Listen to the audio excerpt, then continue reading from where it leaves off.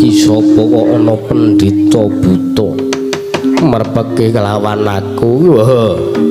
Dipun tepangaken kula menika wingging saking mertapan mring cendani. Kula peparep begawan gembung tanpa sirah. Nuwun sewu menapa jengandika menika leres panjenengan menika Raden Prabakusuma. Iya pancen iya kepara nyata. Aku Raden Prabakusuma. Wala dalah menawi ngaten cocok kalian menapa ingkang dipun aturaken anak kula Punataswati sapanggi Raden. Dados ing kawuningan kula dipun utus anak kula Punataswati supados sowan wonten ing mriki merpeki kelawan jengandika Raden Prabakusuma ingkang wigatos anak kula Antaswati kepengin mungkasi kenyonipun kepengin dhaup kelawan jengandika. Jalaran anak kula Antaswati menika gandrung kapiyandhem kelawan panjenengan Raden.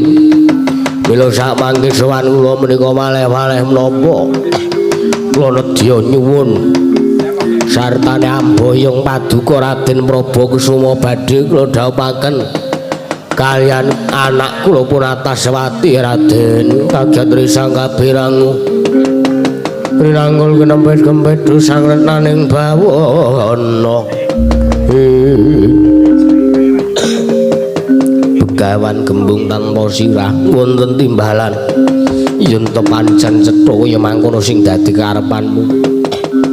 Njaluk ngapura aku urung iso minangkani dina iki merga aku nduweni kewajiban. Ya kowe ngawu-awu Sudarma golek ya ana ngendi durunge Rama Arjuna. Mula sing gedhe pangapuramu aku urung iso minangkani kekarepane anakmu dina iki. Sesuk liya dina yen to wis rampung kewajibanku aku sing bakal sowan menyang pertapal mring cendani. Selak modar anak kula. Prasasat anakku ingkang gandrung kelawan jengandika prasasat kadadre sampun ngeklasaken marang gesangipun Raden. Monggo kula dherekaken kula boyong dhateng mertapan mring cendani ora gelem nemban. Aku ora iso, aku duweni kewajiban. Wah, saut mangsa bara.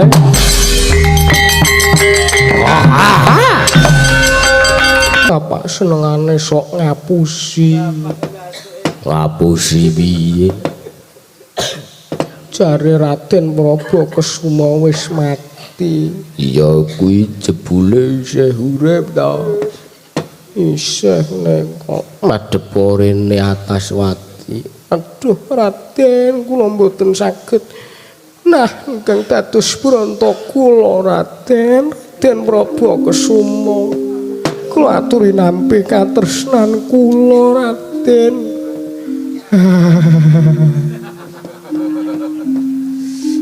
Ana udel bathong dicekel.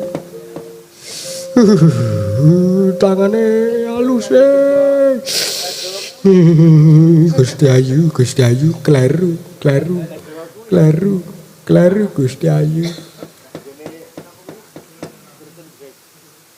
Wong edan ngopo kowe malih dadi menungsa rupane kaya kowe. Lah kan mau jenengan sing kleru kaya salah meneh aman ora. Raden kula aturi nampi katresnan kula. Iya wong ayu. Apa kowe tresna lahir batin karo aku? Inggih Raden, lahir batos. Sawego manjing bebrayan, manjing malakrama karo aku. Inggih Raden, kula sagah ngladosi panjenengan. Niwangsuk ana mangadilin kuwi. Ana sasmenan ingsun jagat masaning Bathara. Ora mengkoto dhisik. Patih Sunya Sektiya, Patih Masisa Praja. Ayo ndadekake kaget penggalihmu. Dene sira ingsun piji ana ngarsaning ingsun. Dina sak mengko iki Patih Sunya Sekti. Nun amit pasang kliman tabe nuwun. Dene benong nglodoni dumawing tawang-tawang linepat ing tolak manu sinuwun. Kepareng kula nyadong dawuh timbalan paduka Gusti kula Sang Nata Sinuwun Prabu Antaswara animbali dumateng ingkang abdi ing kepadyan ing jawi sanget kuwatos sing manah bebasan pindhara ning salomba pinanjering alun-alun kumitra caruk mares nanging sareng wonten ngarsa paduka tebih saking raos kemarasan sinuwun dewaji sembahan kula pengayoman kula wonten ing Madyapada prapten delahan kepareng kula cemadung dawuh timbalan paduka wonten ing Datulaya Kedaton Pasewakan Agung Praja ing atas angin menika sinuwun kawula nuk mriki. Ya dadi pranggon sira ingsun percaya lan sira sing ingsun piji. Minangka dadi badal wakil ingsun pranata tata rakiteng kaprajan mula diaturna kelawan panjenengan ingsun. Samendang aja nganti ingkang karemben patih sunya sekti. Menawi paduka dangu bab tata rakiteng kaprajan sadotan badhe uci wani sinuwun.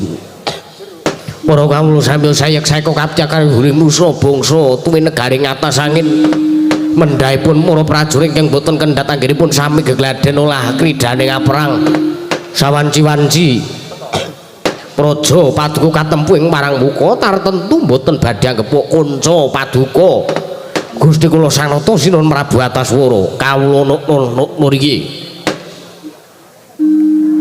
gawe bombong penggali panjenengan ingsun dene kaya mangkono sing dadi aturmu ya mati sunya sekti ora liwat bakaran kang utama tindakna selawase urip menawa ingkang sampun paduka dawuhaken badhe kula cangking nggo jimat sarta kula mboten badhe silak sinuwun kawula nuk mriki nanging dereng lan sampunipun kula ngaturaken sembah sumangga mengko abekti kula kunjuk sandhap pepodo paduka Gusti kula Sang Nata Sinuwun Prabu Antaswara ya ingsun tampa sira ngaturake bekti kelawan panjenengan ingsun ora liwat pangestune panjenengan ingsun tampanana mate Wasisa Praja ya sunya sekti nggih kula pundi nggo jimat paribe ndayanana ing kasantosan paring pangestu paduka badhe kula cancang pujaing weni dumaweng wijang rumeting perdaya sinuwun taun nuk mriki prayoga nggone lungguh nang ngersaning panjenengan ingsun sampun boten kirang prayogi sinuwun rada sawetara aku go nampa sowane punakawan togok ya Catugara ya Teja Mantri pangkok rada adoh anggone sowan marang ngersaning panjenengan ingsun kang kepiye wae tak dangune patih inggih sumanggaken Togok Teja Mantri sawise sira sowan ana ngersaning panjenengan Surada sawetara padha slamet sak sawanira Togok Catugara Teja Mantri kula nuwun sinuwun kula nuwun amit pasang liman nabi jeneng nglodhuni dumawaing tawang tuwang pinepatno ing tolak panu sinuwun wanter sabda paduka miji dumateng biswanipun ingkang abdi pun Catugara ning praja ing atas angin wilujeng sowan kula kepareng kula ngaturaken sembah pangabekti kula kunjuk sinuwun ya ingsun tampa pangestu tampanana Togok nggih kula pundi nggo jimat paribe ndayanana ing kasantosan prayoga nggone lungguh nang ngarsaning panjenengan ingsun sampun boten ngirang prayogi sinuwun Sarawita mbilung padha slamet sak sawanira nggih Gusti kula sinuwun Prabu Antaswara inggih wilujeng slamet kula ngaturaken bekti kula kunjuk nggih sinuwun ya ingsun tampa pangestu tampanana nggih kula pundi nggo jimat paribeh ndayanana ing kasantosan sinuwun prayoga nunggun mulungguh sampun boten kirang sekeca ya Patih Wasisa Praja wonten timbalan mesti wae agawe kaget merga uga isih katon rengu pasuryane Patih Wasisa Praja ya patih sunya sekti mergo dina iki sira ingsun awe ana ngersani panjenengan ingsun ngabiyantara jroning pasewakan agung negara Antasangin. Sinuwun inggih mesthinipun damel kaget ingkang abdi. Krana sakmangke paduka amiji dhateng pisuwan kula nyaketaken pisuwan kula dhumateng ngersa paduka Gusti kula Sang Nata Sinuwun Prabu Ataswara. Ing sakmangke kula nggadahi pamanggih wonten wigatos menapa jengandika ngawe dhumateng kawula sarta ngawontenaken pasewakan agung tening Praja Ataswara. Menapa kula nandhang lepat sinuwun menawi kula nandhang lepat dedosan menapa ingkang kedah kula sandhang saha pidana menapa ingkang kedah kula lampahi kula mboten badhe selak. Sumangga nanging menawi paduka badhe paring ganjaran dhumateng ingkang abdi lajeng lelabetan menapa ingkang sampun kula lampahi sinuwun ingkang abdi kepatihan rempuk kasawarna putung sumangga kabandhemna kemareng kula cumadung dawuh sinuwun.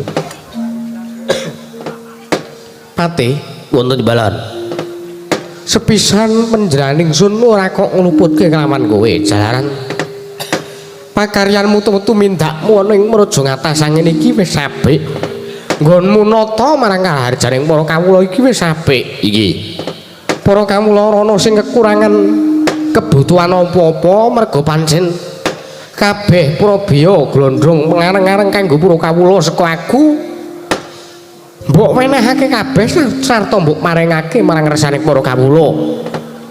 Kuwi kabeh mau kinarya uriping para kawula lan tentreming kawula. Nggih. Angka loro. Nggonku dadi nalendra negara Antasangin iki ora mung sedhela. Ora mung lagi wingi sore ibarate. Nanging wis suwe wis mataun-taun. Malah para mangah batabat anggone Prabu Ataswara madeg nalendra ana ing negara Antasangin iki. Nggih. Lan kabeh para kawula uga padha wis percaya Prabu Ataswara iki minangka dadi nalendra. Sarta padha percaya panjenengan ingsun bisa ngemong para kawula ning Praja Antasangin. Mula kang kaya mangkono kuwi aku ora iso nglakoni jen tanpa ruang nggonku gak madeg dadi nalendra nganti iso adohe kaya ngene gedene kaya ngene negaraku ki ora mung tak lakoni jen tanpa ruang nanging uga merga sak biyantumu lan kabeh para batur pangembating catur. Mula aku sepisan ngaturake panuwun kelawan kowe ya Pati. Waduh sinuwun kula menika menapa kula menika nek isane niku nek dijawil nek kula sela nek kula iso nggih mangkat nek kula mboten saged kula mboten sagah nggih kula nuwun sewu kula mboten saged ning sedaya menika kula wau awit saking laku prihatin paduka kok kowe ngomong kaya ngono. Inggih jalaran dados nalendra menika kedah saged ngemong para kawula amargi watak wantunipun pambeganipun para kawula menika werna-werna. Lah paduka menika saged ngemong sanggaring para kawula ateges dikandika menika sampun lulus anggenipun dados nalendra wonten ing Praja Antasangin. Kula kan kawula-kawula sanesipun wadyabala sanesipun menika kula menika nunut ngayom dumateng paduka. Kula ingkang aturaken matur sembah nuwun sinuwun jalan paduka menika sampun paring tetedha saha paring panguripan dumateng kula sak rombongan wadyabala sinuwun. Ya pancen wis dadi kewajibane yen to patih kuwi ngayom marang nalendra. Nggih. Angka loro kados pundi? Kowe ngerti dhewe. Aku ki nalendra bagus. Rupaku ki ya ora elek-elek banget.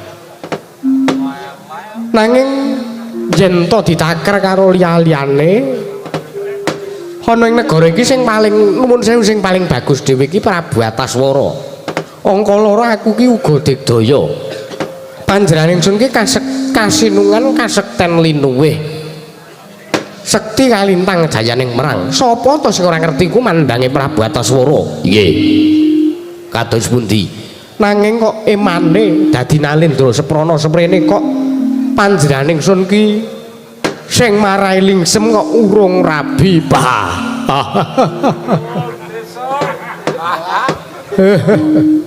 Waduh kula nuwun sewu.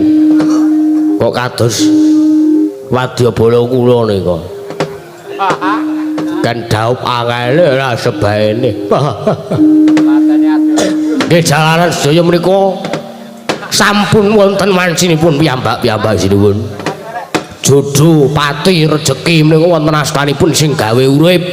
Wonten astanipun ingkang Gusti ingkang probeng dumadi. Ning kaya kudu ginelak wancine panjenengan ingsun golek manutja, golek wanita sing bakal nyanding marang keprabone Prabu Ataswara. Oh, la lajeng sinten? Dina iki sing dadi sebab aku nglumpukke batur utawa pamong agung sing ndak sepuhke ana ing Praja Ataswara ya kuwi Togok ya Tejamaya ya Catugara sing luwih tuwa mesti wae luwih pana babagan jodoh daup babagan wanita ning alam donya iki. Nggih pun kula sumanggaken watone samangke menawi paduka gadhah gegayuhan kepengin mengku suwining wanita ingkang badhe nyanding keprabon paduka wonten ing praja ngatas angin kawula sumanggaken kula menika minangka nayaka namung badhe nderek napa ingkang dados gegayuhan paduka sartanipun kula menika anyeng kuyung saha kula nika jurung pamuji mugi-mugi saged kasembadan sinuwun ya Togok nuwun kula togake maju jeneng ingsun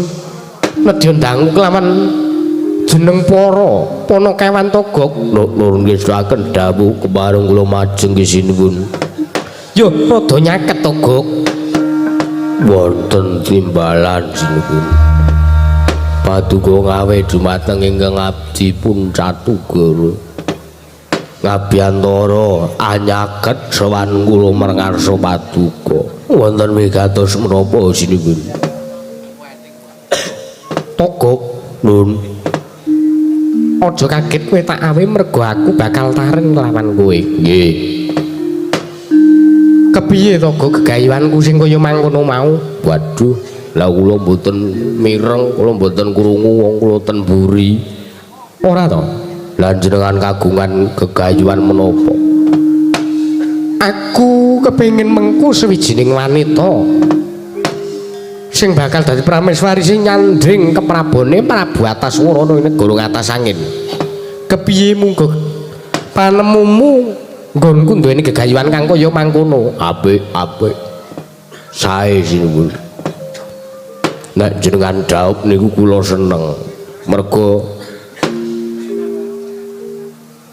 panjenengan pun dados nalendra kung binatara pun dangu pun suwe kula niku nggih janjane ngenten-enteni kapan Gusti Kurabi kapan sinuwun Prabu Ataswara daup bangun bale wisma manjing jroning palakrama kula menika mawantu-wantu kanthi sanget lah nek jenengan kagungan gegayuhan ya rada sasar susur ora apa-apa gegayuhan nggih nek jenengan gegayuhan duweni gegayuhan kang kaya ngoten niku alhamdulillah kula nderek bingah lan kula nyengkuyung lung piye lah piye Ratu Gustimu arep daup meneri lho kowe iki ora matur kepiye ngono lah kepiye to aku ki meng batur meng pangembating catur aku ki nang kene meng Panakawan ya aku ki ngeyop kamuktan marang sinuwun Prabu Ataswara ngono lho Gok yo dadi nek ana apa-apa sinuwun Prabu Ataswara aku ki meng nyengkuyung aku ki meng dukung sartane aku ndongake supaya kelakon gegayuhane jalaran kuwi Ratu Gustiku sing kudu tak ngabekteni. Lah iya, nggih pun sae sinuwun sae. Lah lajeng sinten? Wanita sing jenengan tresnani, sing ajeng jenengan lamar, sing ajeng jenengan daup minangka judul daup paduka menika sinten? Anake sinten RT pundi? RT pinten, dusune pundi, kelurahane pundi, ketapane wone pundi. Pun kula aturi ngendika. Mengke kula sing goleke. Lho. Apa kowe ngerti? Wah. Nggih, sithik-sithik mboten. Sithik-sithik mboten cenah ra. Togok nun. Satemene aku wis ngerti sapa sing dak tresnani lan sapa sing patut minangka jodoh dawuhe Prabu Ataswara. Sinten sinipun? Wanita iki mau wis kepareng ngasake tresna kelawan aku. Nggih, sinten? Kudu kok wujuding jamak lumrahing menungsa titah swantah. Lah lajeng napa? Kuntilanak. Hus. Senengane ora. Mbok menawa lah jare udu menungsa biasa, udu titah. Engko kek bangsaning jim, demit pojokan kok. Kowe iki ora ngono kuwi to lho. Lah mbok menawa kaya kok udu kok wujuding titah swantah nanging wujuding widodari. Waduh. Lah nek widodari jenengan kedah ngatos-atos dalaran sedaya widodari wonten Kanjeng Wangan menika sampun winengku garwa. Ya mboten sedaya ning enten sing pun utawa enten sing dereng rabi menika nggih tesih kathah. Sinten asmane sinten? Sesilia sinten? Kursi to.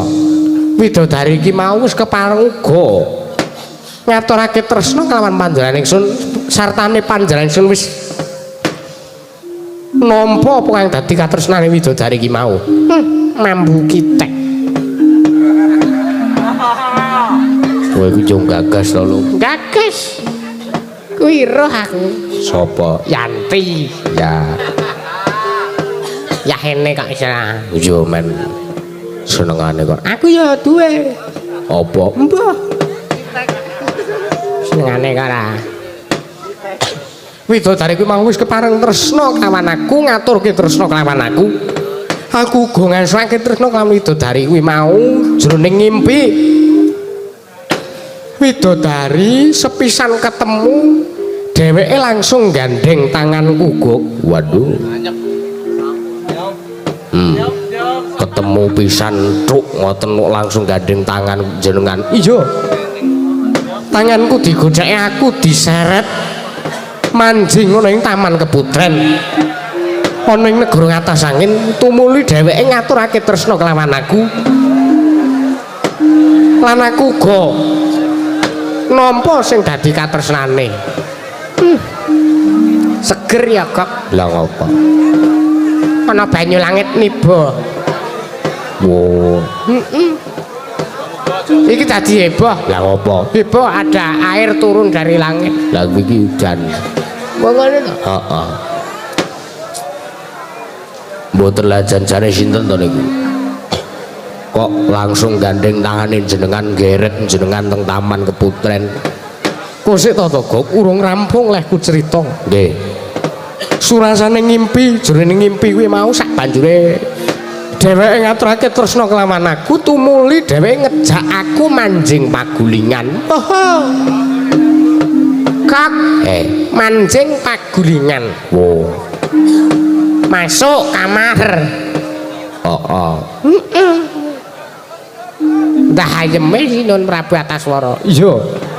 Bareng arep ngrangkul ngayaku kok biar padang aku krungu jago kluruk Gok. Sangka nggonku duka, nggonku ora trima jago kuwi mau medhot ngimpiku. Jago kuwi malah golek nak sawat ndase. Waduh. Kok kek jago kula niku ora. Waduh. Niku widodarine. Iya. Nganti seprene aku isih kangen lan aku isih kepengin goleki dening widodari kuwi mau ana ngendi Gok? Lah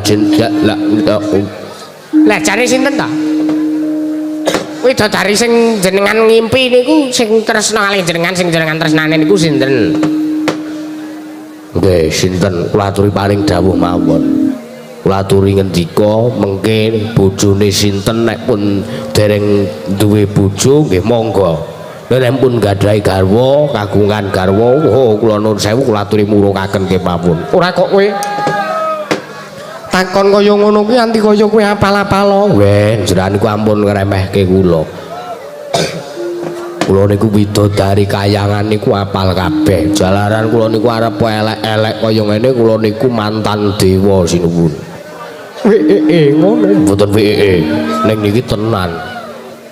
Kula niku riyen niku kakangne Bathara Guru. Ngoten niki. Kula niku riyen teng kayangan jeneng kula Tejamaya. Kula niku duweni tunggal sing barep kula nomor 2 Ismaya, nomor 3 Manikmaya. Dadose dewa-dewa teng kayangan niku kula apal kabeh. Widodarine niku kula apal kabeh. Jalaran kula nggih srawung, kula nggih tepung. Widodarine niku ngibarate kathah ponakan-ponakan kula. Ngoten niki. Kula aturi ngendika sinuwun. Kowe kepengin ngerti? Lah kedah. Kok yo lung? Kok kek nek wis bojone wong ya ngrekoso. Lah iya. Lah jane sinten to sinuwun? Kula aturi ngendika kemawon. Widodari kuwi mau ora liya kejaba. Dewaning Buga Iwang Pikulun Betari Sri Gok. Waduh, kula nuwun sewu. Nek jenengan seneng kalih Betari Sri kula nyuwun sewu jenengan wurungke mawon. Lho, lah ngopo kudu tak wurungke? Mergo kula nuwun sewu Dewi Sri niku wis duwe bojo. Ngaten nggih. Mengke nek jenengan ngrusui bojone wong liya, mengke malah ngrekoso kedadeane. Jenengan malah mbot wurung anggone dadi Nalendra, wurung kene jawab. Konangan bojone malah jenengan ngrekoso dicotosi. Ngatos-atos. Lah apa Dewi Sri kuwi wis kagungan garwa? Lah ampun, sapa to, Gok? Nek riyen Bathara Wisnu dewaning katentreman. Ning duka nek sakniki merga niku riyen dados gaware Bathara Wisnu niku saderenge dipisahke kalih kewajibane. Ning bareng sakniki dipisahke kalih kewajibane. Dewi Sri dadi dewaning Buga. Bathara Wisnu dadi dewaning katentreman kirangan sakniki kalih sinten? Napa kalih Pak Jati nggih kirangan. Regane kan sapa-sapa diembet. Ngoten nggih. Tuwekan rondo. Ajeng disenengi nika ngatos-atos kali niku.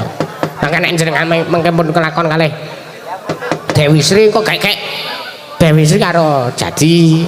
Ngatos-atos niku kedang atos-atos. Oh iki ngomong apa to lho. Mbok menawa wae Dewi Sri saiki ora duwe garwa, lah kirangan. Nek daratur kula mangwurungke mawon niat sampean kekados mekaten mriku kula wau. Jalaran nek sampean nekat kula nuwun sewu. Mengke malah jenengan nek mboten kelakon katresnane dhaup kalih Betari Sri malah mboten prayoga kedadiane. Mboten ming jenengan sing ngrasake ning mengke nggih kawula sak negara ngatasangin sing mboten ngertosken rangke muling lalakon. Mengke kecempyok ing ngaradan ming merga ratu gustine kalimput ming mikir wedokan Sita. Niku dipenggalih riyen. Ampun waton ngebyah-uyah. Najeng dhaup kalih Wang Pikulun Betari ampun kula nuwun sewu. Nek ndaratur kula mending mangwurungke mawon. Diwurungke kepiye to? Tresna ki abote kok nyangga bumi. Nek dan kepiye wae pepalange kaya ngopo abote? Pepalange kepiye wae ning to aku wis tresna karo Betari Sri uga wis tresna kelawan aku. Ora bakal iso dipisahke dening apa wae, Gok. Kula nuwun sewu. Kok gek jenengan niku bar nonton film. Membayangkan ngimpi ketemu wong wedok. Jalaran ngimpi menika mboten namung kepirang dados tunggal, ning kepirang dados telu. Jenengan mau ngimpi ketemu Betari Sri wancine napa? Kira-kira wancine Puspa Tajem utawa jam 4 esuk. Jalaran aku tangi kuwi merga digugah dening swara jago kluruk sartane aku uga wis ngerteni Sang Hyang Surya saka iring wetan Togok. Waduh, lah niki bakal kasembatan. Nek mosok nggih Dewi Sri niku kagungane Bathara Wisnu ajeng jenengan Mbet. Pun jenenge niku Randra pundi mawon sing pun jenengan Hyang. Pananten samangke gagar wigartan antuk karwa merga konangan bojone. Lho. Atos-atos niku ampun waton. Bagi senengane ora kula nalindra dilekke lho. Ngimpiku puspa tajem Togok ateges kuwi bakal kelakon dereng karuan. Lho. Mergo ngimpi kuwi kembange wong turu.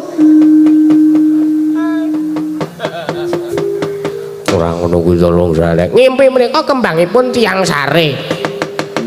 Jenengan nek ngimpi ngoten niku nek ming ora dadi kasunyatan mungkin jenengan ming kelimput kegawa tekan alam padang tenanan tekan dunia nyata lho nun sewu mungkin nek ming jenengan ming kelimput katresnan jenengan ming mikir tresna mboten mikir kawula mengke sing rekoso mboten ming jenengan ning kawula uga ngrasake imbase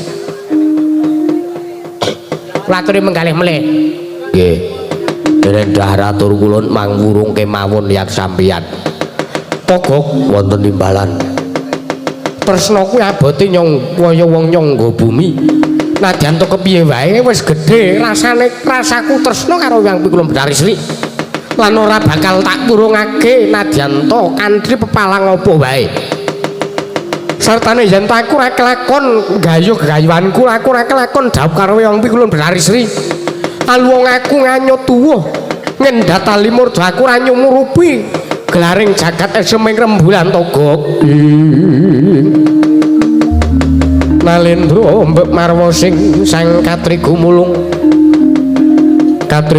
mangrombak ing wadya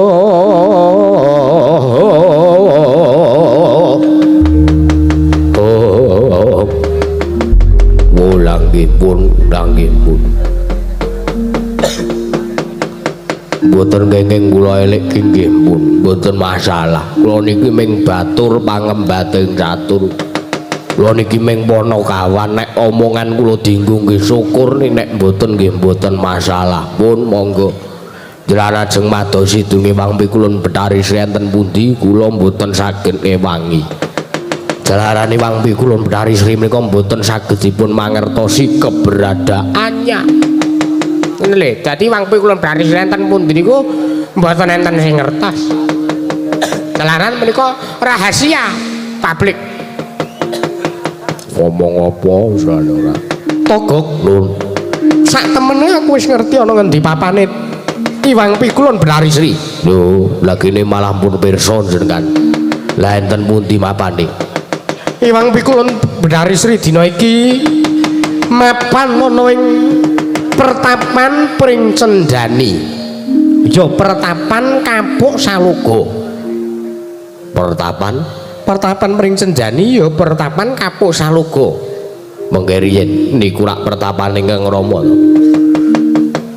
niku rak pertapane Penemban Gembung tanpa sirah niku rak pertapane bapakne sampeyan lah nek mengke konangan ingkang Rama menapa malah mboten bebarang wirang sak mangke nek nganti Kang Rama duka wah lan apa mboten bebayani mengke sak mangke jenengan malah kelimput mikir tresna malah lali ngurusi kawula ora masalah to Kuk ora dadi ngopo ora dadi perkara yen to pancen Rama Begawan Gembung tanpa sirah ora mengestoni saha ora nayodani sing dadi gegayuhane anake ya ben aluwung aku ilang-ilangan ndok siji ora nganggep Rama Begawan Gembung tanpa sirah wong tuaku ora apa-apa ora tak dadekke perkara watone aku kelakon dhawuh karo Hyang Pikulun Bathari Sri kok waduh nggih pun ning mengke ajeng pripun carane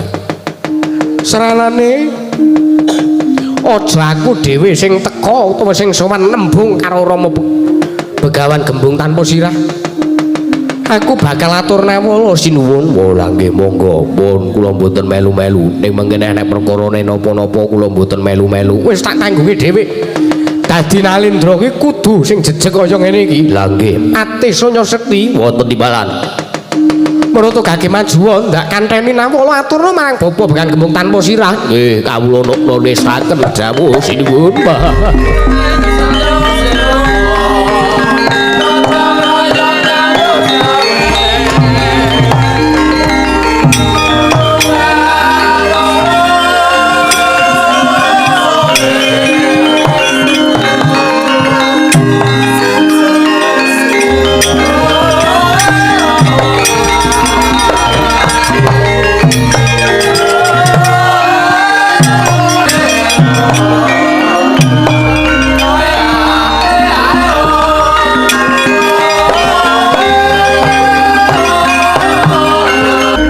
Iki gawan nggih.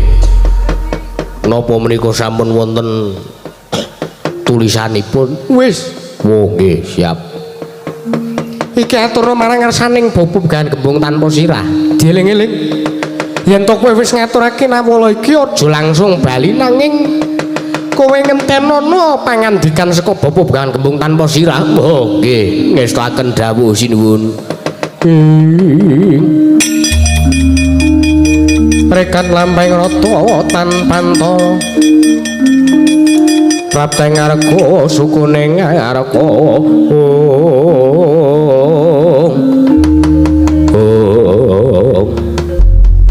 iki kepareng nyuwun pamit madal wasilan ya sing ati-ati aja kowe bocah cilik nanging sadurunge bubarna kang padha sibuk merga kaya wis ora ana dawuh maneh jeneng ingsun Dya Kundurang Daton lho iki nun ngesraken dawuh sinuhun kepareng nyuwun pamit madal wasilan sing ati-ati aja kaya bocah cilik patih sunya sekti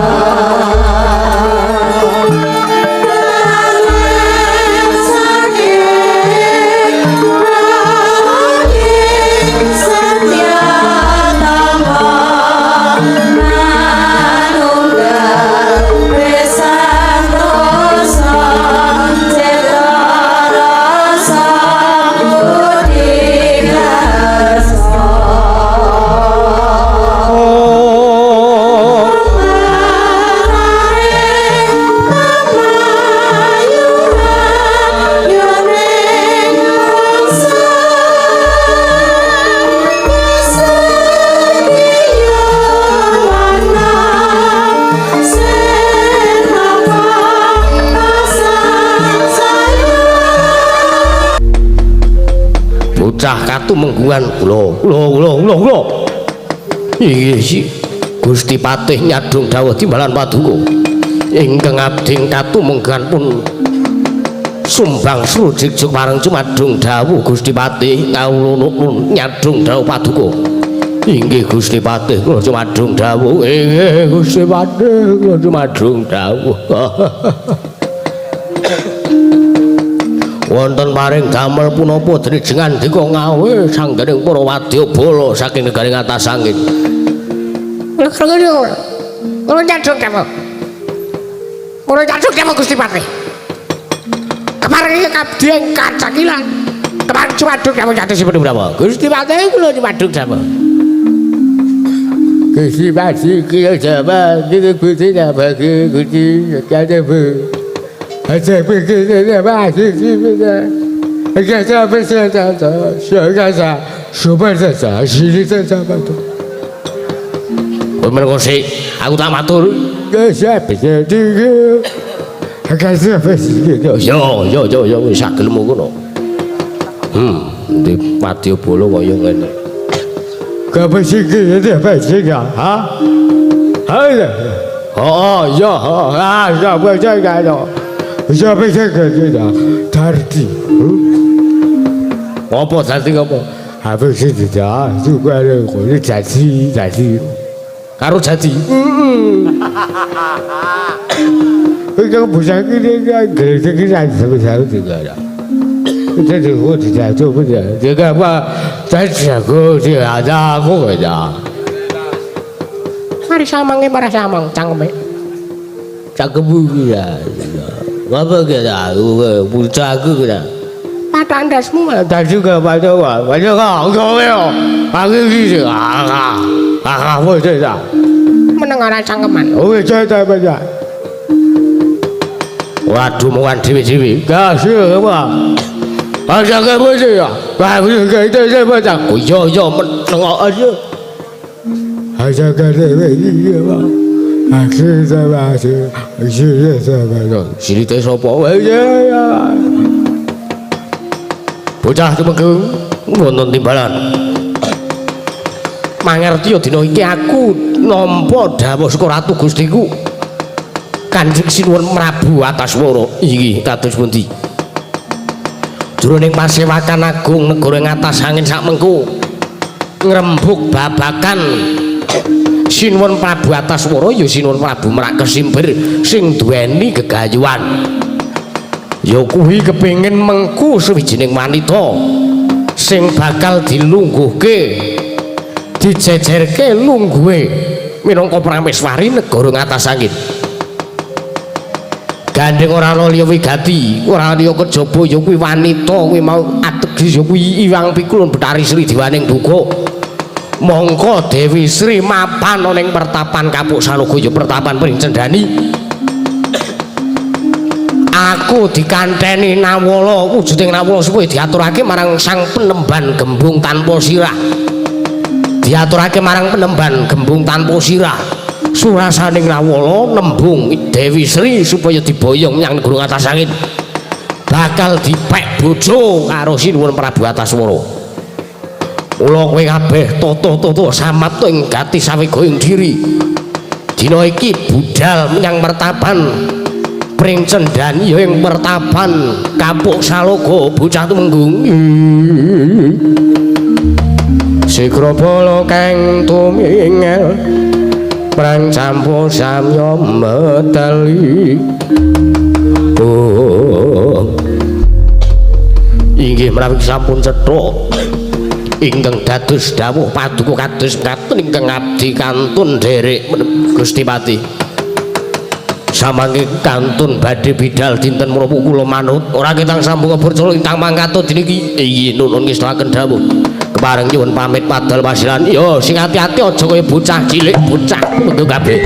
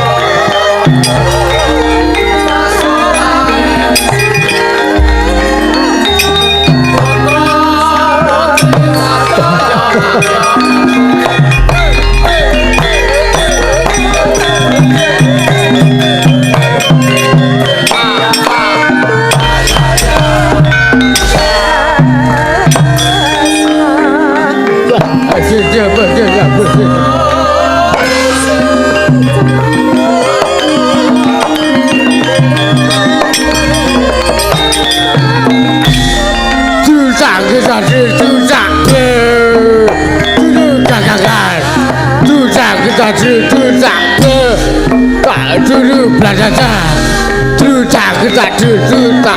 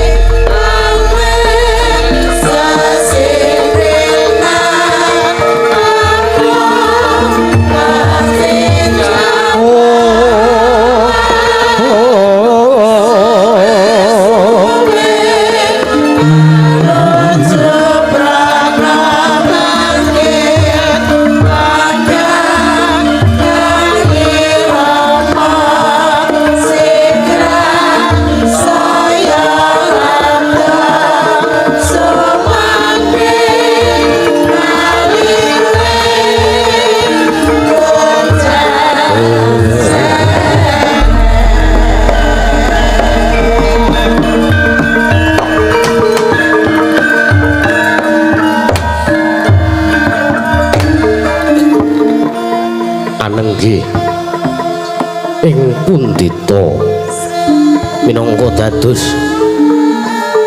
caritaning bangsa sekawit mapan wonten ing pertapan Kapuk Salugaya ing pertapan Mring Cendani papan kang kebak katentreman kebak piwulang tulodo becik kathah sanggaring para cantrik ingkang samya siba saha meguru wonten ing pawiyatan agung Mring Cendani kocap ing kono anenggi papan pinenggahipun Sang Begawan Gembung tanpa sirah nedeng bibar ngawontenaken pawiyatan agung wonten ing pertapan Mring Cendani kocap ing Kurata wau anenggi nampi wiswanipun ingkang putra Wisang Ayu Ataswati muwun-muwun nandhang sungkawa Wisang Ataswati sowan marang ngarsanipun ingkang Bapak Sang Begawan Gembung tanpa sirah kocap ing Kurata wau tidhem padening pertapan datan wonten gegudungan ingkang ubah samirana datan lumampah kapiyar sumungsaraning pradong Mbah Pangling Maranggono kocap ing mangke siga amurwane pandikan datu kumangling wijining pandika Sang Begawan Gembung tanpa sirah ingkang dereng kababaring lisan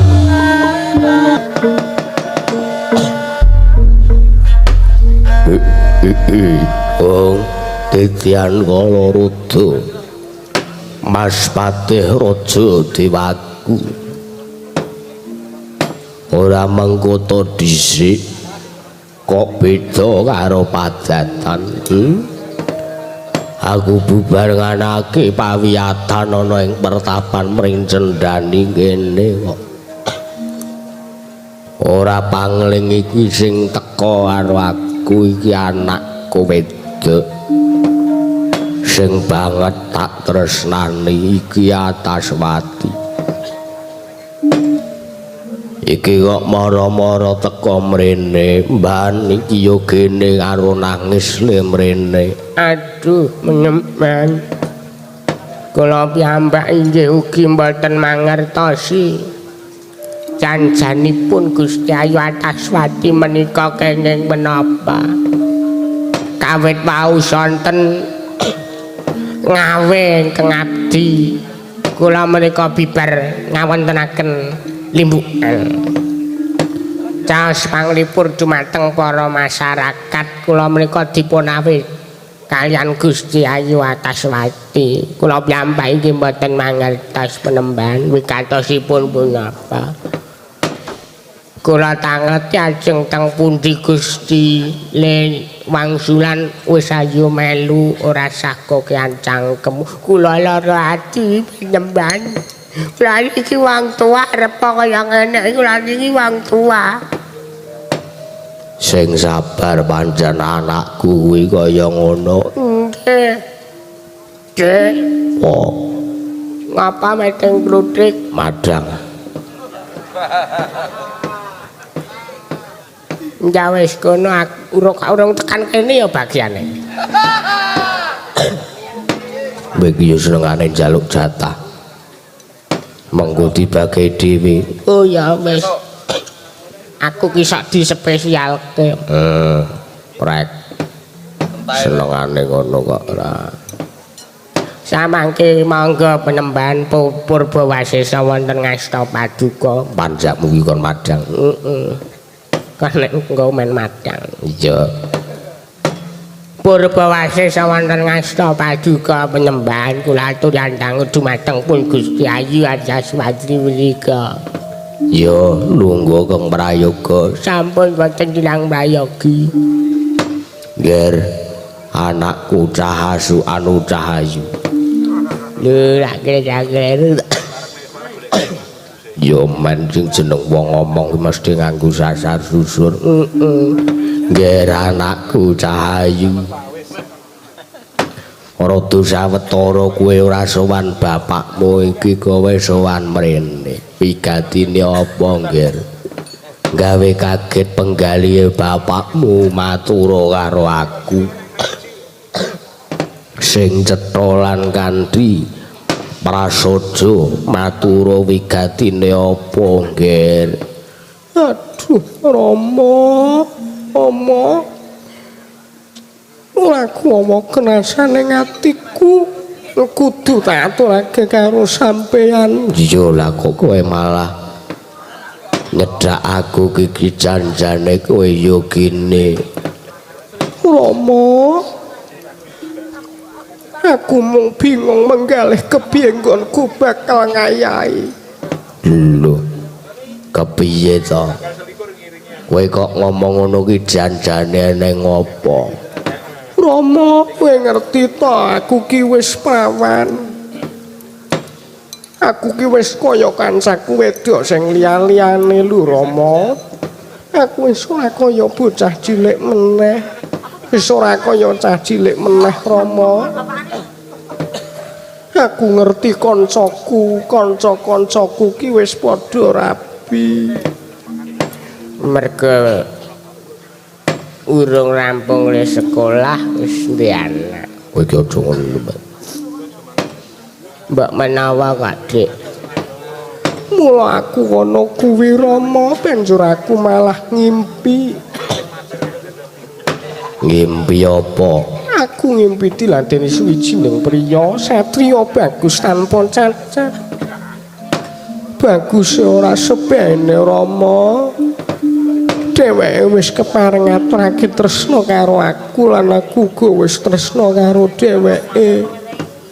Nganti seprene aku kangen, aku kepikiran Rama. Ayah. Guys, angger bar ndelok film ngene iki. Bar ndelok drama Korea wis ngene iki. Apa? Kowe mesti dhisik ya ngrasake. Piye? Rat Gusti Ayu seneng karo wong lenang. Iya men. Normal nek seneng karo wong lenang, ora karo wong wedok kowe. Engko sik jajali mula wigatine Rama. Aku suwan karo kowe aku ki njaluk rabi. Aku njaluk rabi. Lanjur sapa temantene lenang? Kowe iki urung wanjine yen to tresna babakan tresna ngono kuwi.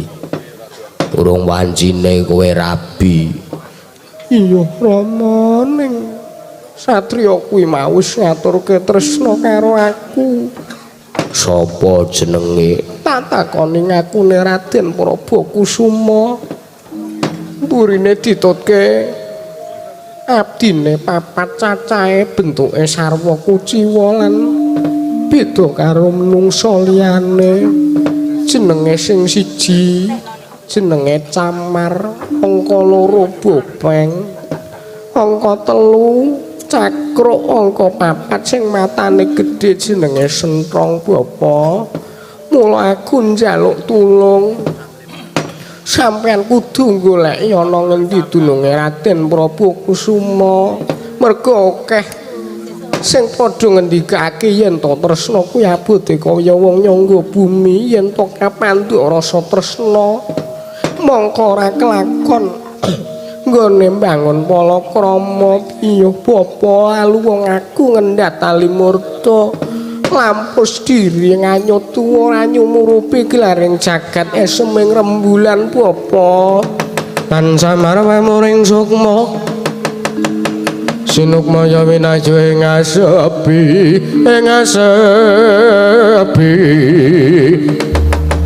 sinimpen teleng ing kalbu pambukaning warana tarlen saking liya playaping aluyup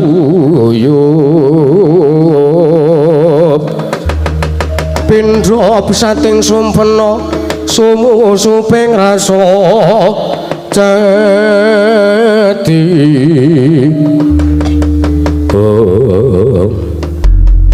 Weladalala kok teko kaya ngono kowe. Apa kowe wis tau srawung tau ketemu karo Raden Prabakusuma?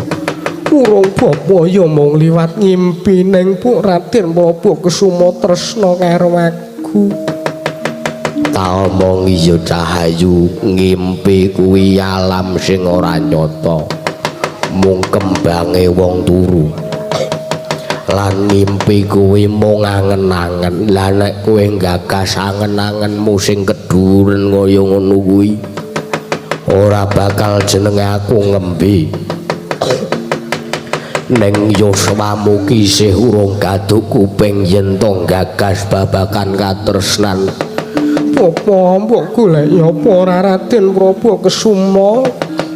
Mbok golek apa ora nek apa ora golek aku?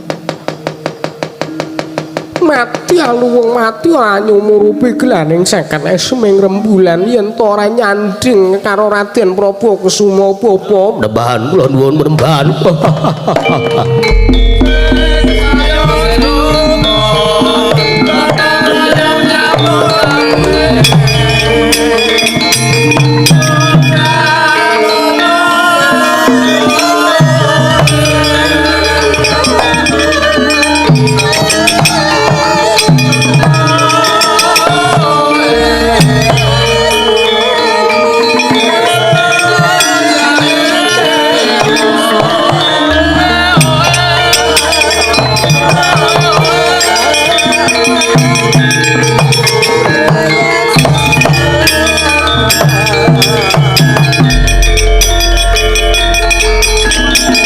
Pandhita kang kinarya wangsit pindha kombang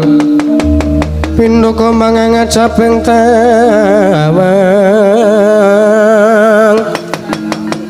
susah angin ngendi nggone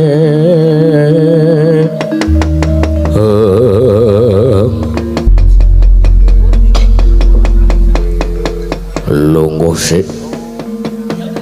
Urung suwe aku nampa sowane anakku Ataswati.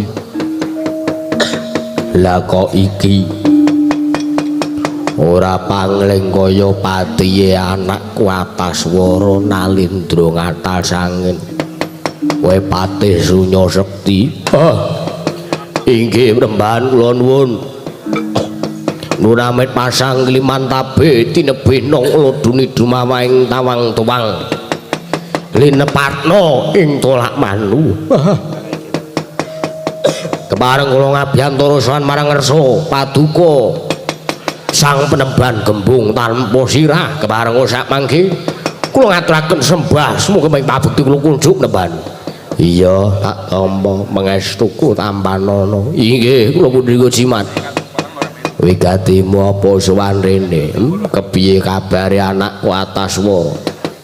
Rakya waras wiris wae to. Inggih pangestu paduka kados mekaten. Kepareng matur marang ngersanipun sang penemban gembung tanpa sirah. Sepisan sowan kula menika mboten saking pikajengan kula piyambak. Nanging sowan kula menika dapur dipun utus dening putra paduka Gusti kula Sang Nata Sinuwun Prabu Ataswara. Wah lah. Anakku utusan kelawan kowe. Inggih. Utusan kalian kula ingkang wigatos wados kula atur nawala marang ngarsa jengandika sang penemban gembung tanpa sirah. Kula piyambak boten mangertosi surasaning nawala menika menawa. Nanging sak mangke keparenga kersa jengandika nyurasa tulising nawala menika. Wela dalala kok beda karo padatan. Wis ora sasuwe-suwe Muradiyake wenehna rawala kuwi karo aku. Inggih kula aturi nampi Rembahan. Pandhita kang kinarya wangsit pindha gombang ngajabing tawang. Den surasa isining namala dening sang Begawan Gembung tanpa sirah. Kocaba ningali surasa ningali namala nyurasa nawala maos nawala saking ingkang putra nggih Sang Prabu Ataswara. Kocaba ing mangke nyumurupi bilih Sang Ataswara badhe nembung diwaning buga Sang Bathari Sri badhe den boyong ten negaring atas angin badhe dipun dhaupaken dening Sang Prabu Antaswara mulat isining nawala duka yayah sinebi Sang Begawan Gembung tanpa sirah kula wau.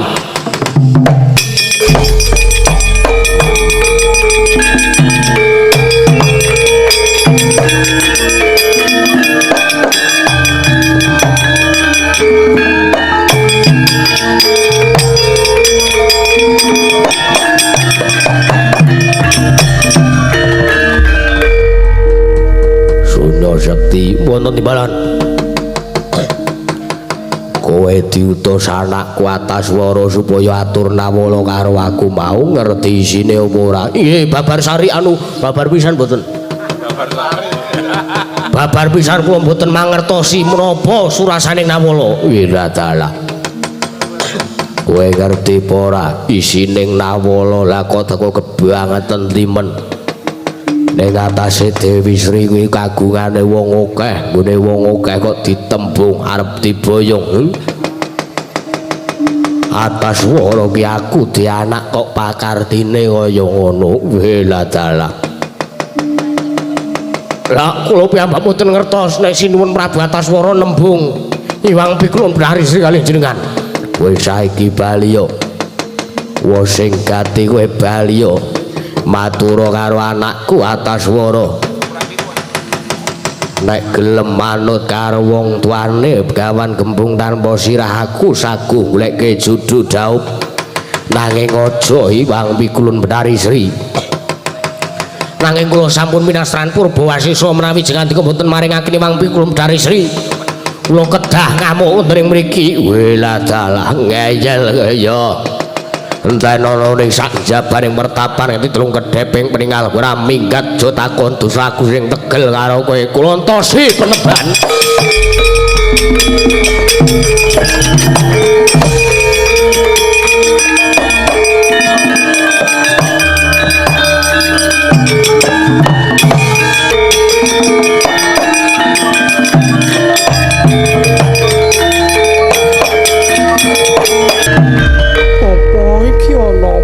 Kok kahanane dadi kaya ngene sanjaba ning mertapan dadi gegeran kae bapa. Wela dalah ger apa Kakang Antaswara wis kebangetan pakartine merga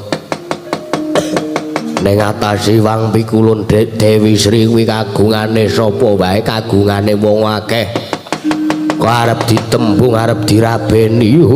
Kaene ora tak elekke mengko mundhak saya ndodro. Iya bapa ning wong sing gati bapa kudu sagung goleki ana ngendi dununge Raden Prabu Kesuma bapa. Iya mengko tak golekane aku tak ngrapungke perkaraku.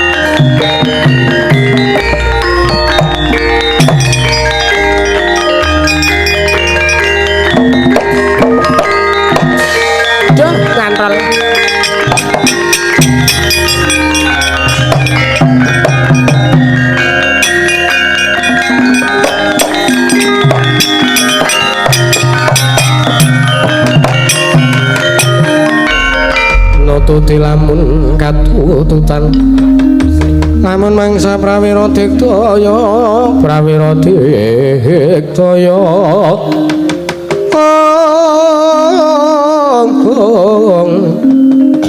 ronanggono magawe gelar ira wang-wang gok nun aku wis ning pertapan mriki Dani nggih pun mlebet pun anu wis terus hasilnya pripun hasilnya aku malah diusir kon matur karo Gustiku Sinuwun Prabu Ataswara. Nggih. Kon manut karo gembung tanpa sirah arep digoleki wanita nanging liyane Betari Sri. Lah nggih mukal mawon nek penemban gembung tanpa sirah mboten maringke merga mboten saklaminipun lumrah menungsa titah swantah kok arep rabi karo widodari niku mboten badhe kelampahan. Ya nek akeh ya kisahe wong sing wong wedok spek widodari ning sok nglarani ya kok. Heeh. Ana wong lenang ora dihargai. Ya. Bagus tak posting kan anu elek tak ghosting. Nah, ora kalap kahanane kaya ngono. Wong wedok jaman saiki ya lho. Mula aku iki netral ngene lho aku. Netral apa? Wedokanmu akeh. Weh. Aku ndek enom ki alim kok. Oh, Tak omongi. Bareng tua bareng nyekel kayu wae. Dadi senengane kaya ngene lho. heeh. Kira-kira nek 16 kuwi ana. Iya. Kuwi apa? Mbah. Senengane kok, Nun. Aku tetep kudu mboyong Betari Sri. Nggih, barengipun. Aku arep ngamuk ning kene. Yo. Anu nggih, basa aku tapuk jangkepmu. Basa kok, basa. Yo. Nggih, pun kula mboten ajeng elek-elek. Ora jenenge napa-napa kula ora arep anu. Sing penting kula pun ngelekke nek nganti mengke kula kangelan golek ambulan. Sing rekoso niku kula alih togok. Koso. Golek ambulan niku wau le. Nggo ngopo ambulan? Nggo gotong badang patih kaya sampean niku. Cangkemmu kuwi hus. Pun Mang Majeng mboten masalah. Ya wis. Aku arep maju. Nek pancen mengko sing nandingi kridaku, mrepeke kridaku. Begawan gembung tanpa sirah dhewe wis sak tandangane kok aku digdaya. Nggih.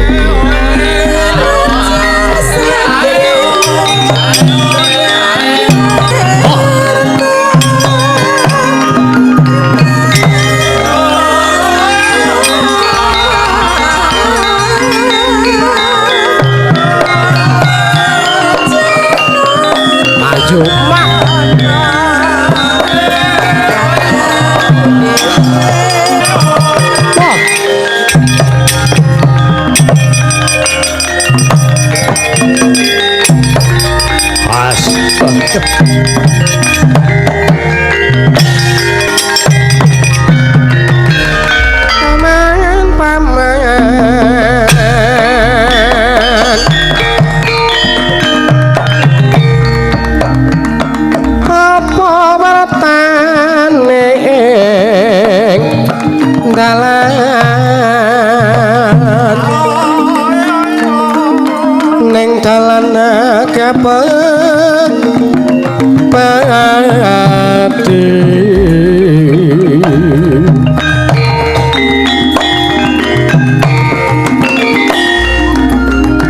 Pati kena apa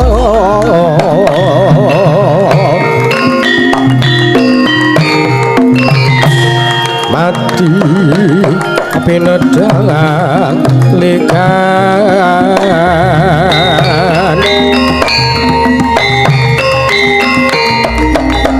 ing cocok terus ing kikir akari raga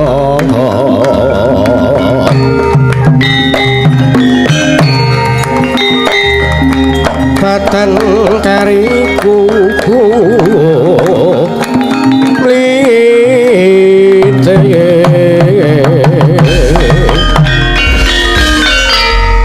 keparat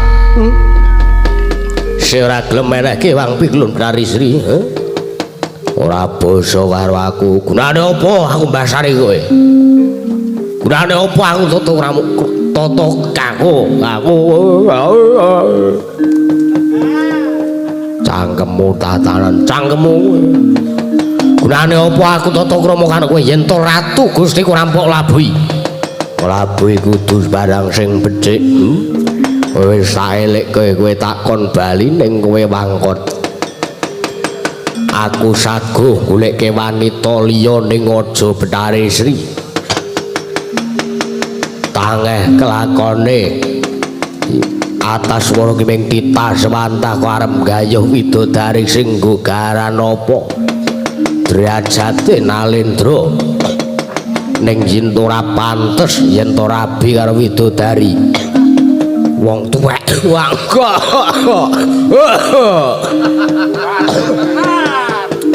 wong tuwek mangkot ayo wenehno Betari Sri ora bakal tak menehke wah wangkot kowe yo heeh aku wis ngirit madya blos gelar sepapan saka negara ngatas angin ayo tunduk kabeh karo bahan gembung tanpa sirah mungsuh aku kowe iso ngalahke aku nadyan aku pendhita tuwek aku nyembah dramalmu mudyar wah kepuk cengelmu sisan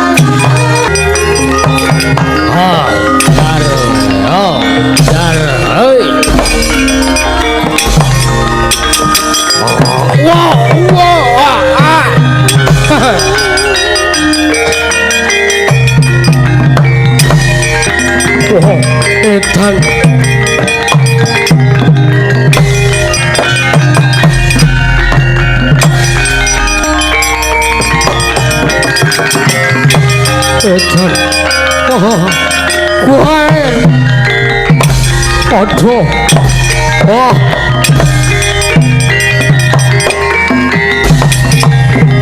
Oh. Edan iki. Aduh. Aduh. Aduh.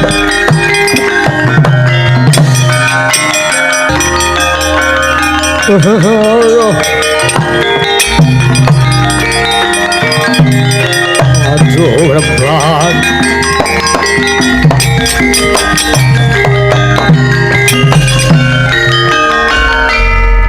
Kowe wangkot cokot kupingmu aduh kula nuwun pangapunten Mremban ya bali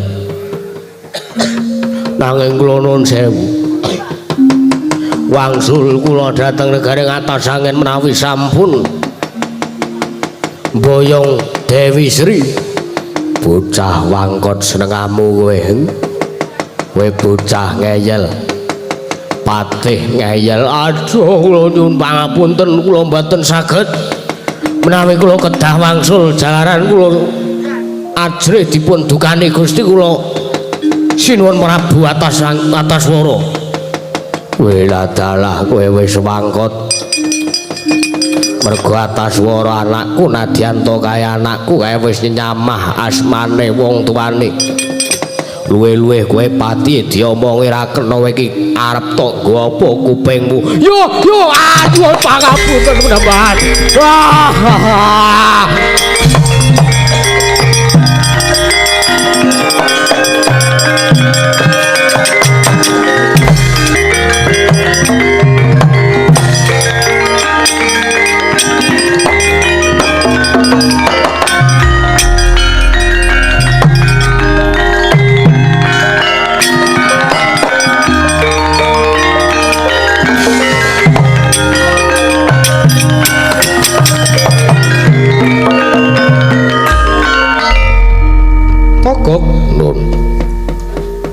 wis suwe timen kok patih Sunya Sekti mau kok karo kowe to nggih kula wangsul dhisik lah mriku kula elekke mboten kenging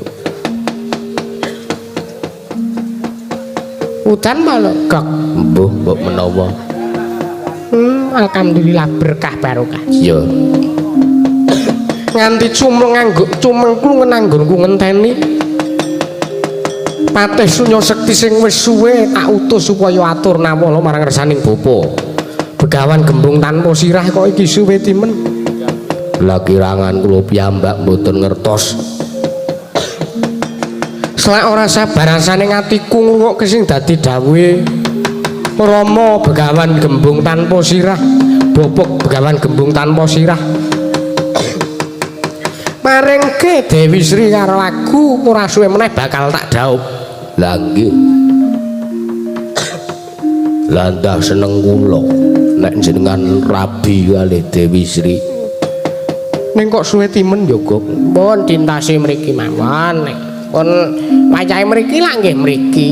Iya ning kok suwe timen. Lho, ora kaya adat saben tak utus ana apa-apa mesti gage-gage gelis tandange mengko bali nggawa kasil sing kaya sing tak karepake. Nggih pun dintasi mriki mawon. Lho, kae ngopo kae kupinge godres getih. Aduh sinuwun. Aduh pangapunten.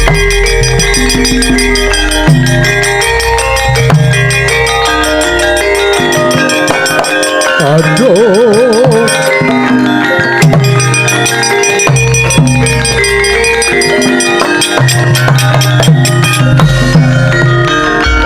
Aduh sinuwun kula nyuwun pangapunten. Samangke kula mboten saged mboyong Dewi Sri supados samangke dipun dhawaken dumateng kalian panjenengan. Malah samangke kula dipun usir, kula dipun utus supados wangsul dhateng negaring atas angin nanging gandeng kula sampun nampi purbawasisa saking Paduka.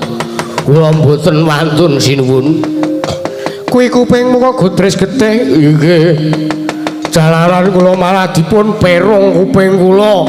Begawan Gembung tanpa sirampun boten kersa nganggep jenengan atmajanipun wiladala keparat bapa Begawan Gembung tanpa.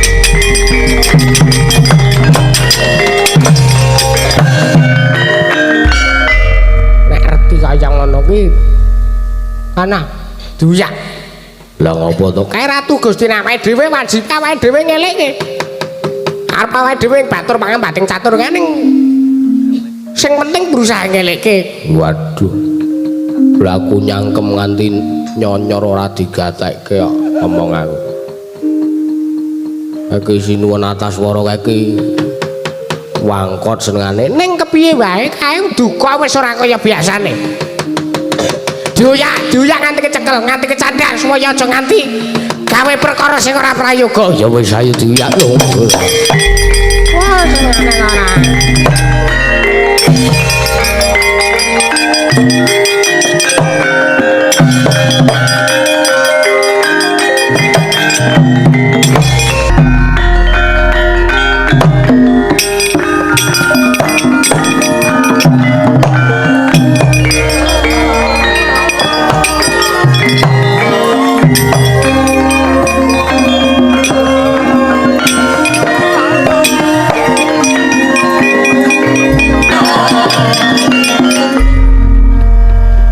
Ger. Apa-apa. kahanan pertapan mring cendane wis tentrem. Iya bapa ning aku njaluk tulung golek ana Raden Prabakusuma. Jo. Ora usah suwe-suwe kowe iki. Pancen anakku sing tak tresnani ya aku mangkat golek ya ana ngendi dunge Raden Prabakusuma nggih. Hati-hati ya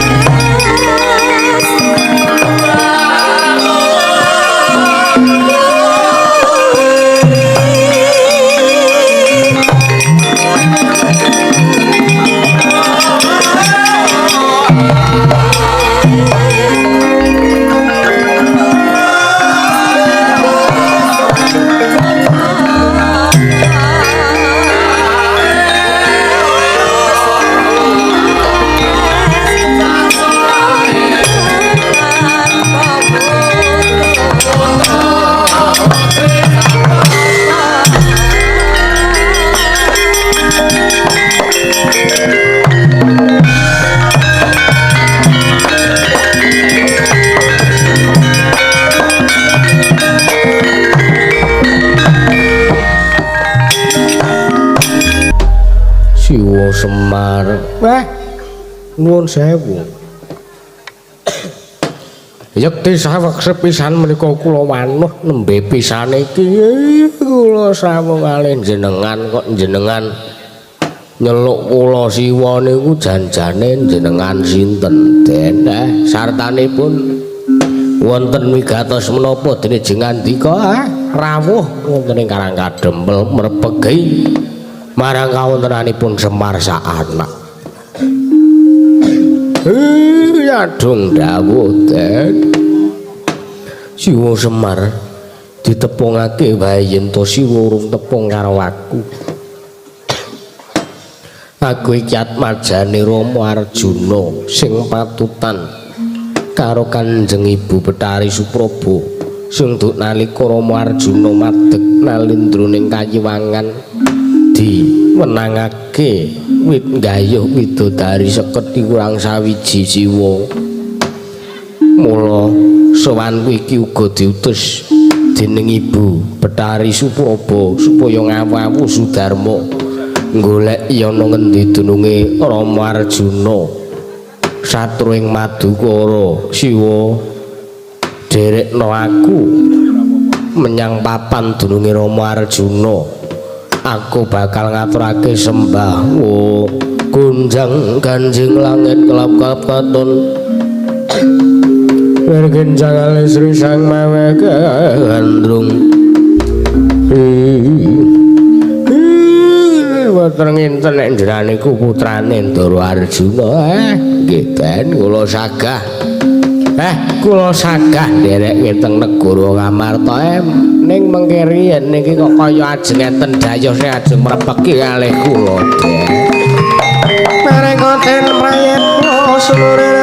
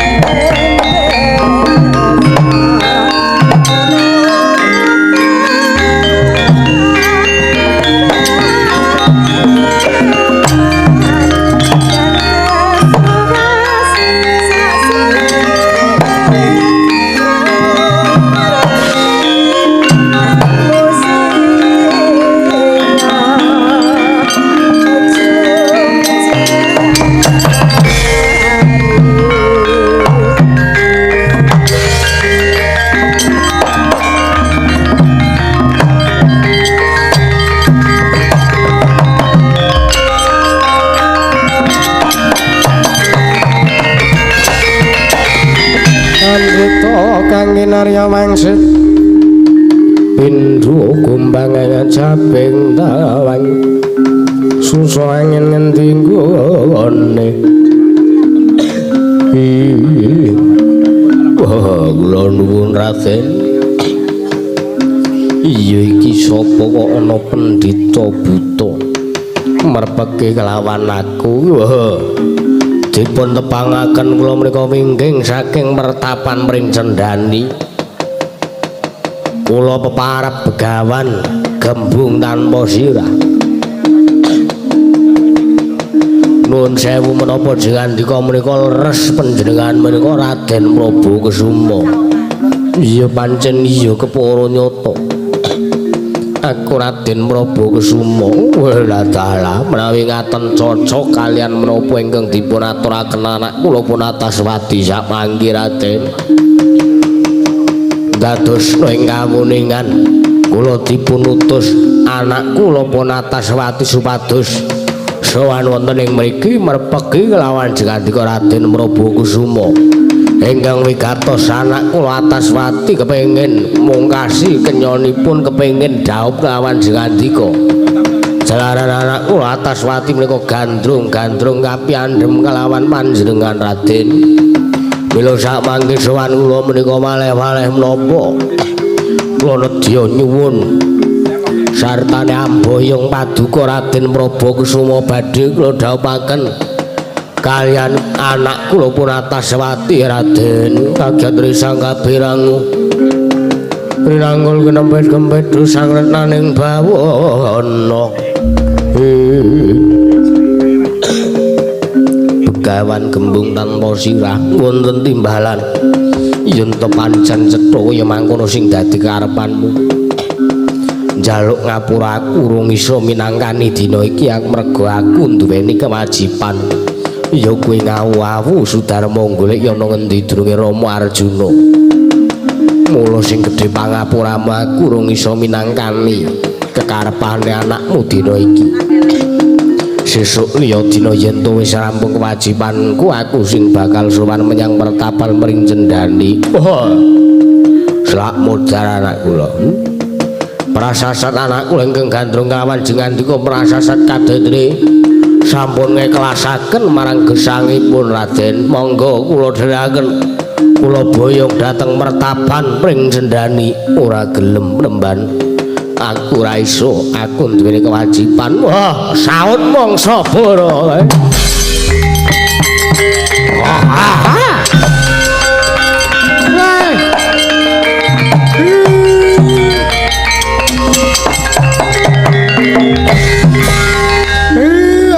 Ditutke trole ae ndara Prabu Kusuma tatna trole. Waduh kae piye kae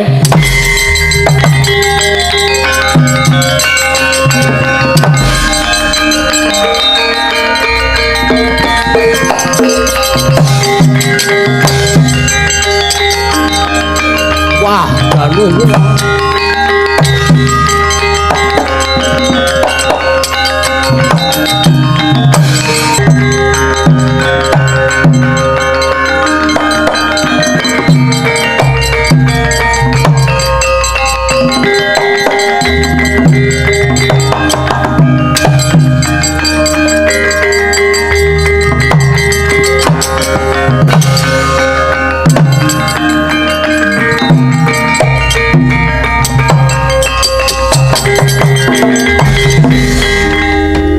Wanodya yutama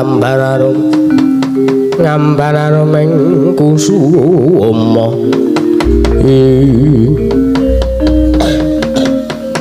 Rama kepiye kabul kawusanane kanggo numboyong lan goleki karo Raden Prabu Kusuma Rama. Aduh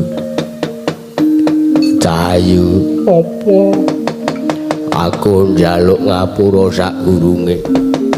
Mergo aku wis goleki kekalangan Malaya golek ana ngendi drunge Raden Prabu Kusuma. Nanging aku ora iso nemokake sing jeneng Raden Prabu Kusuma. Malah aku nampa pekabaran yen to sing pok goleki ya kuwi Raden Prabu Kusuma wis ora ana. Wis ora ana kepiye Bapa? Wis ora ana ya wis ora gumelar ana ing jagat. Tegese wis sirna Margalayu calon mantuku wis mati ngger. Aduh Bapa.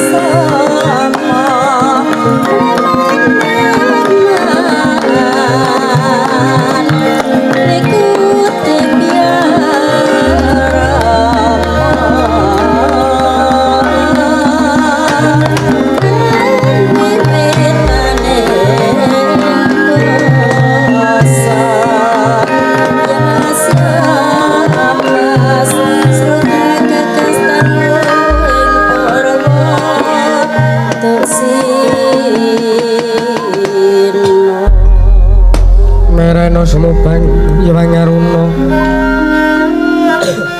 kae dinetraning ukuraku sataning kukira rengkane kara sagetar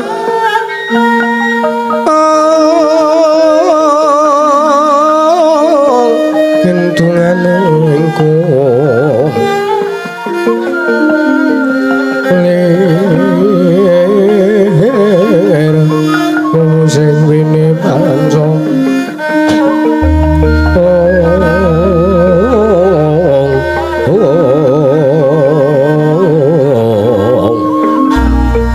apa to kaya yamono mrak panguwuh ing pagakan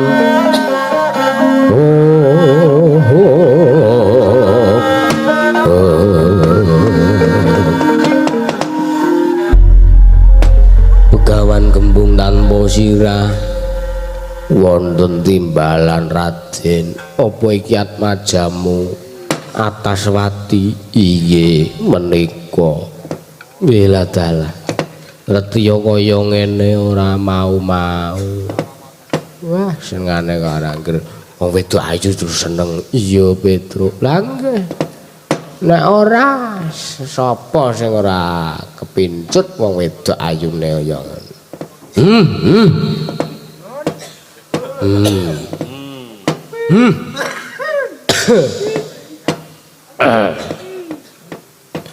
Bapak senengane sok ngapusi piye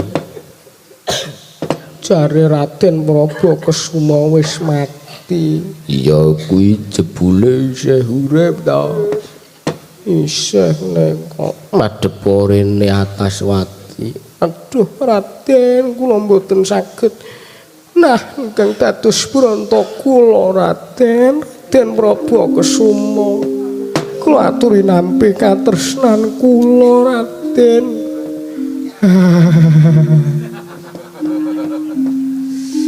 ana udel bathong dicekel tangane alus Gusti Ayu kleru Gusti Ayu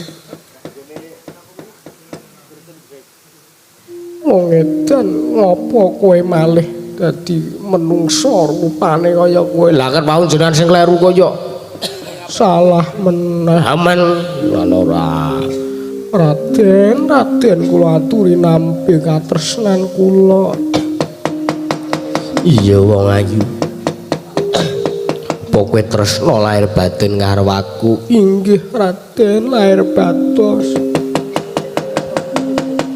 sawego manjing bebrayan manjing malakrama karo aku inggih Raden kula sagah ngladosi panjenengan gonjang ganjing langit kelap-kelap katon ayo lirkenjang alis risang maweh andrung makane iso ditretekke sik gong senengane kula wah gendere dipecah ora krungu loro tanganku agek meneng bae kono gonjang ganjing gawe ya ora masalah iya engko angger wis kepilot wong wedok lali swara gender heeh iya ora masalah ayo derek nopon kakang ngawawu Sudarma ngguli ana ngendi dununge Rama Arjuna inggih Raden monggo kula dherekaken Rama Panemban gembung tanpa sirah ana apa ngger anakku cah lanang anakmu ndak suwun supaya manjing ana ing kancing gelungku lan bakal tak dherake ngawamu Sudarma iya wis mangsa burung anggonmu bakal upakara karo anak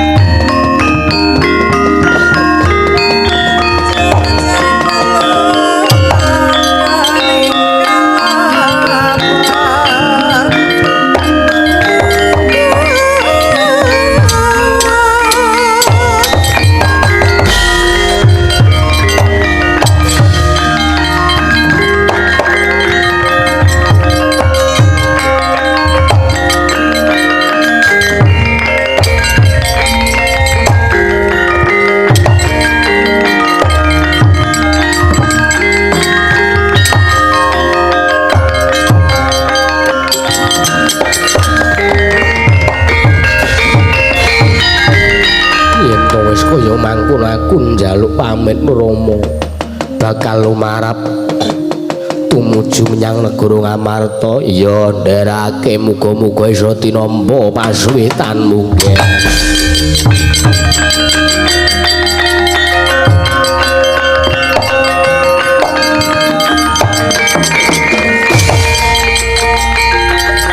Pulang dulu ya. Yo.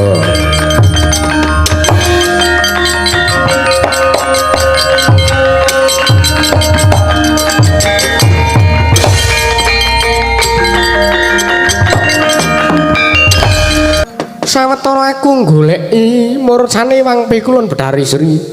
Sri mlethekno. Sri mlethek. Wang Pikulun Bedari Sri diwaning buku Kakang. Sing wis ana tulung candra iki murca saka negara Ngamarta. Mula negara Ngamarta ketaman pegebluk. Kowe ngerti apa ora? Mboten. Niki lho Ndara Prabakusuma. Inggih. Kula nuwun sewu panjenengan menika sinten? Ditepungake wae yen turung tepung karo aku Nata Ndrawati. Inggih. Sang Nata Prabu Sri Bathara Kresna. Inggih sinuwun. Lah nggih nika lho sing wingking piyambak nika Kang Rama. Kang Rama Arjuna. Kula menika atmajanipun Rama Arjuna. Sinuwun. Kula madosi wonten pundi dunungipun Raden Arjuna. Kula badhe ngaturaken sembah sungkem pangabekti kula kunjuk sinuwun. Wila dalah Arjuna Wonten timbalan. ya ana bocah ngaku anakmu iki tenan ora? Nggih lah dalah ora sak karepe dhewe.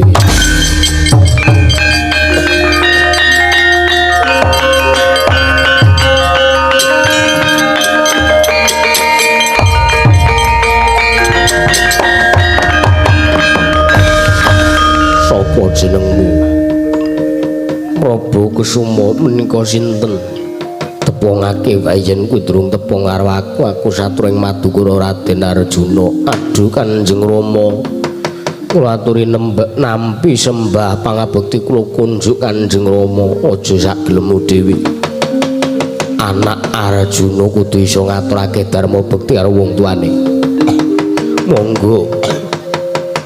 Kula aturi ngendika kemawon kula kedah caos menapa dumateng panjenengan.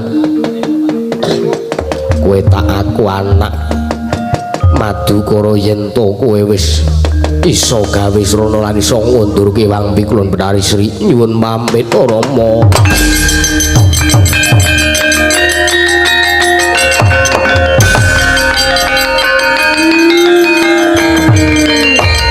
Aduh.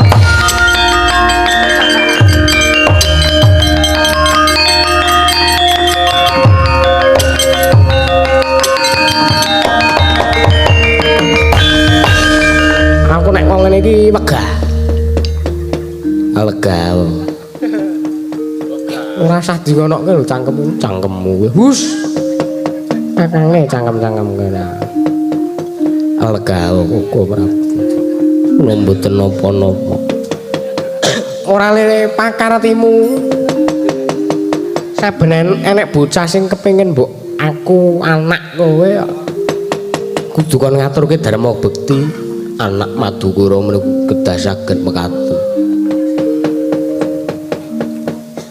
Janaka jajan bae anake ora gelem ngopeni. Napa ngedungi bidhi? Gedhe bidhiku mbane bidhi. Werkudara menengo. Yo Kae didotke bocahke diawat-awati. Mbok menawa iso temenanan gawe syarat srana kondure Wang Pikulun Bedari Sri.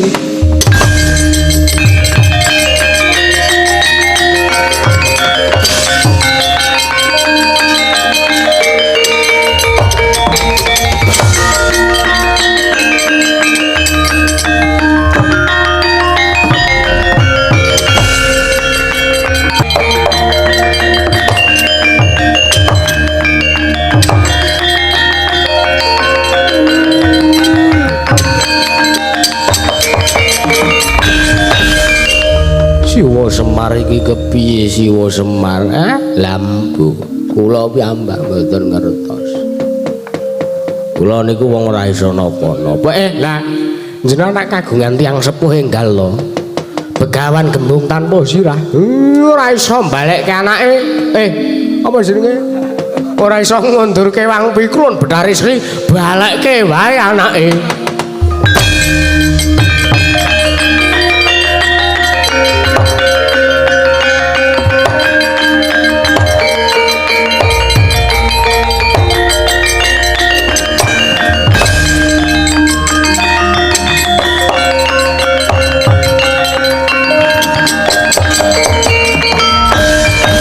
Pandhita kang kinarya wangsit pindha gombang hangat saping tawang. Ana apa ngger anakku? Pomo penemban. Kula saged tinampi pasuwitan kula dening Sang Raden Arjuna maton. Kula kedah saged ngaturaken dharma bekti inggih menika ngunduraken Wang Pikulun Bathari Sri. Mila sakmangke kula nyuwun tulung kelawan jengandika supados kersa damel srana kunduripun Wang Pikulun Bathari Sri Rama kagiat resang kapirang rinanggul kinempet kempedho sang retnaning bawana. Wah, kowe ora ngerti apa piye. Wang Pikulun Bathari Sri dina iki mapan ana ing pertapan mring cendani, ora usah kuwatir aku tak matur karo Wang Pikulun Bathari Sri nggih. Lan samar pamoring sukma, sukma sinukmaya. Sinukmaya winaja ing asepi. Sigra masing asemun sang Begawan Gembung tanpa sirah. Munjo atur kelawan Wang Pikulun Bathari Sri. Eling-eling pendhita tinampa kang dadi sedane. Kocaping mangke Wang Pikulun Bathari Sri dening buka bedol saking pertapan mring cendani. Papan ingkang linangkungane Wang Pikulun Bathari Sri ijo royo-royo subur tandurane.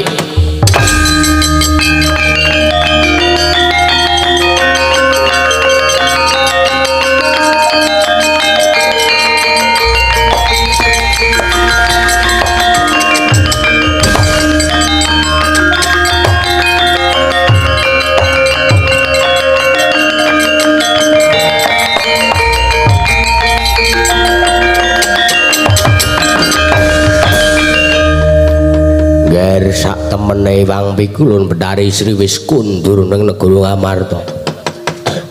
Sing lega, sing tenang batinmu.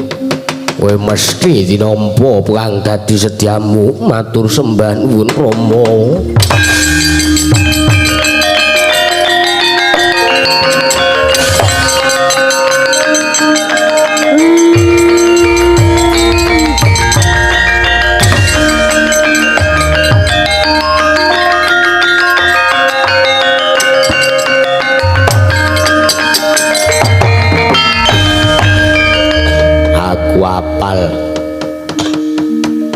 Karo pambegane anakku Ataswara dielekke bola-bali wis ora kena perpekana bapakmu iki.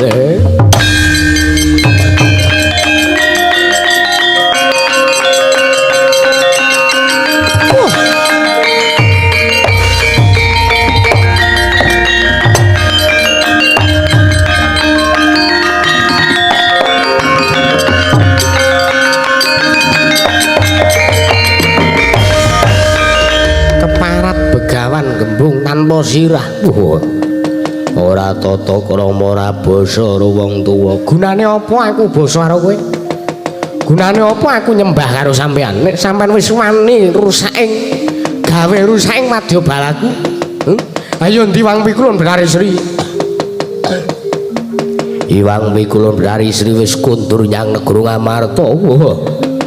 Mesti kowe moto-moto karo tindahe Wang Pikulun Bathari Sri. Ger tak omong ya cah bagus. Satemene kowe nek tresna kuwi ora nek enteke. Wang Pikulun Bathari Sri kuwi ndarbeng para Pandhawa. Kagungane negara Ngamarta. golek wong wadon liyane Wang Pikulun dari Sri malah kepara widodari kayangan aku saguh gayuhake ning aja Betari Sri ngger elinga emuta Purwoduksina kurang siji nadyanto pasuryane padha karo Wang Pikulun dari Sri ora bakal lega rasane atiku yen ora nyanding Wang Pikulun Betari Sri minangka prameswari ning negaraku. Wela dalah bocah kok ngeyel. Pisan meneh tak elekke mumpung bapakmu isih gelem ngelingke karo kowe. Mumpung isih nganggep anak karo kowe. Kowe linga. Aja Betari Sri yo ngger tore linga awake dhewe iki titah sewantah. Aja duweni kegayuhan sing ngluwihi karo kabisan ora urus. Nek pancen kowe ora iso utawa ora ngudanen sing dadi karepanku rame-rame rantas malang-malang putung aku sing mentolo karo kowe. Lah dalah bocah ngeyel dielekke wis ora kena yo mandya sing dadi ucape Begawan Gembung tanpa sirah kowe dadi wujud ama sing bakal ngerusak tandurane Wang Pikulun dari Sri. Mandi ucape Begawan Gembung tanpa sirah. Wah, mati aku.